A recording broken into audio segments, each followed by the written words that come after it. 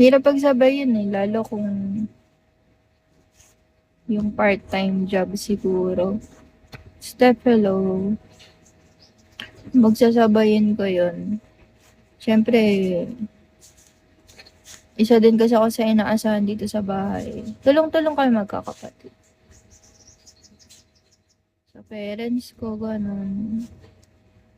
Bayarin dito sa bahay, kaya medyo malabo. Ano ba hilig? Ano ba hilig mong gawin? Hilig kong gawin? Carlo, kumain.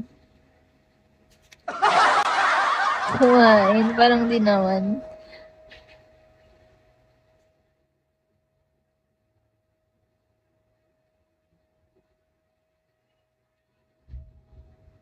Hindi, nag-ano naman ako dati.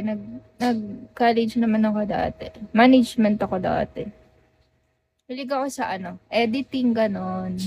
Like, Corel Draw, ganon, Photoshop. Marketing, ganyan. Hindi.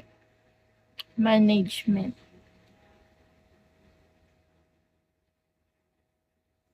Kaya hindi ako magaling magluto. Nagluluto naman ako, marunong naman ako, kaya lang, hindi ko lang ano yung magluto ng magluto. Depende siguro pag ano, pag may naka-ready ng lulutuin, pwede pa. Pero yung mamamalengke pa ako. Ay, hindi na parang ayaw maniwala. Carlolo. Mahirap talaga kapag pinagsasabay. Hoy, may favorite. Sinasabi ko sa'yo. Parang iba na yung hinuhugot mo. Ah. Aray mo, mahirap talaga yun pag yung pag pinagsabay kayo. Ang sakit yun.